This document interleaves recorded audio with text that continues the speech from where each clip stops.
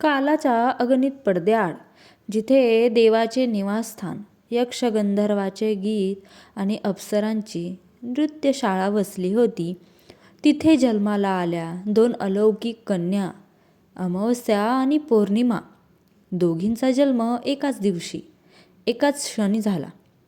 जणू आकाशाच्या दोन विरुद्ध रूपांचा अवतार. एक सावली, एक प्रकाश, एक गहिरेपण, एक मौन, एक तेज आणि एक संगीत.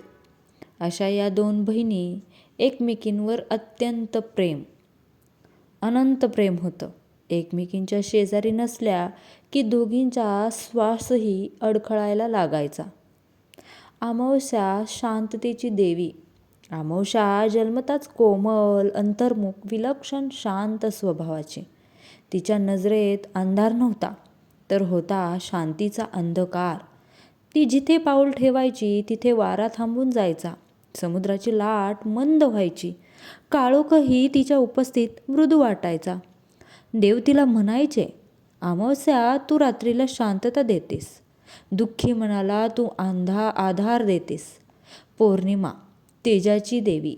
पौर्णिमा तिच्या नावाप्रमाणे पूर्ण गोल, उजळ आणि उत्साही. तिच्या स्मिताने अंधार चिरला जातो, तिच्या हास्याने पर्वत उजळतात. अप्सरांच्या नृत्यात पहिलं पाऊल पडायचं तिचं, तर गंधर्वांच्या गाण्यात तिचा स्वर मिसळायचा. लोकांची चंचल मनही तिच्या प्रकाशात स्थिर व्हायची.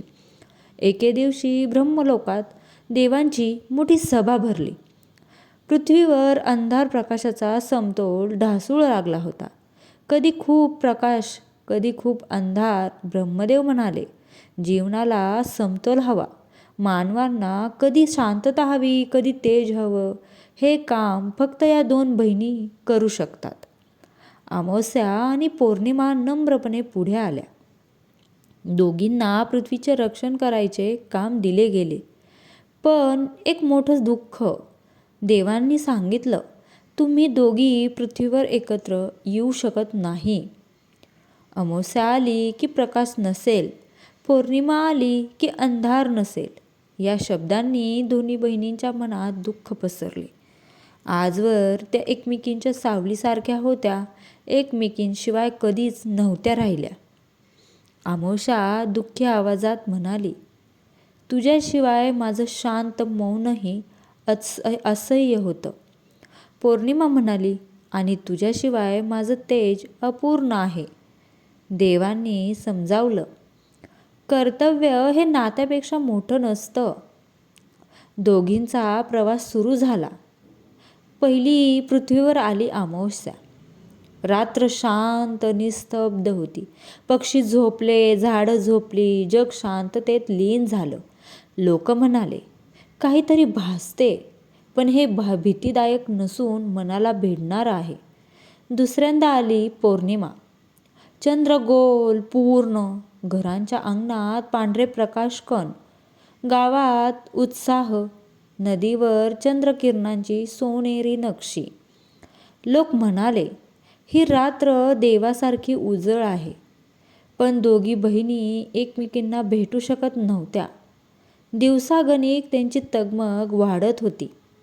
एकदा नारद मुनी आकाशातून जात होते.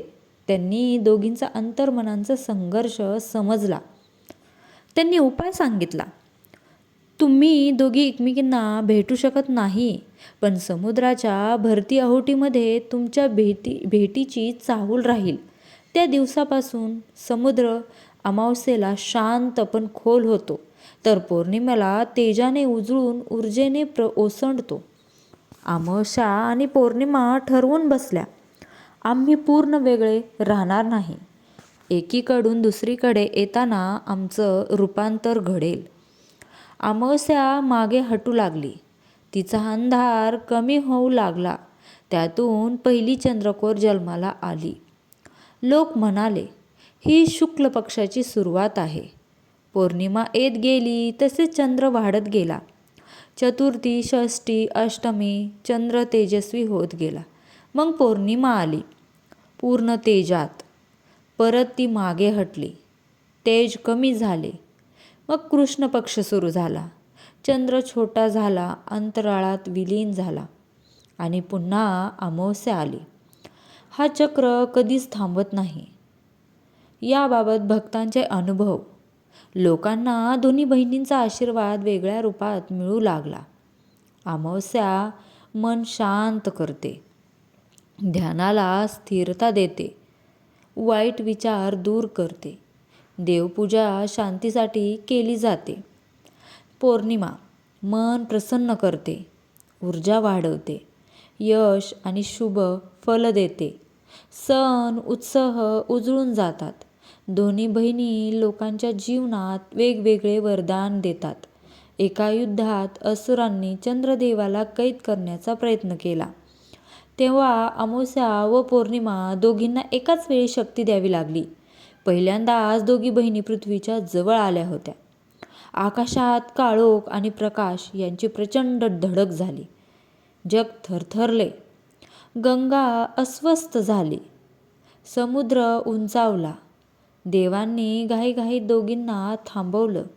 ते म्हणाले, तुम्ही 2 रूपे एकत्र आलीत तर प्रकाश अस्थिर होईल. मग बहिणींनी शपथ घेतली, आम्ही आमच्या वेळेला कधीच एकत्र येणार नाही. आणि वरदान दिलं, जो मनुष्य आम्हा दोघींचा समतोल मानेल त्यांच्या जीवनातही समतोल राहील. आणि तेव्हापासून आजपर्यंत आकाशातला चंद्र वाढतो कारण पौर्णिमा येते, कमी होतो कारण अमावस्या बोलावते. अमावस्या जगाला शांतता देते, पौर्णिमा जगाला प्रकाश. दोघी अजूनही भेटू शकत नाहीत, पण वारा, समुद्र, चंद्रकिरण यांच्या माध्यमातून आजही एकमेकींचं प्रेम पृथ्वीवर जाणवतं. तुम्हाला ही कथा कशी वाटली कमेंट करून नक्की सांगा. आणि स्वामी समर्थ कृपा या चॅनलला सबस्क्राईब नक्की करा. धन्यवाद.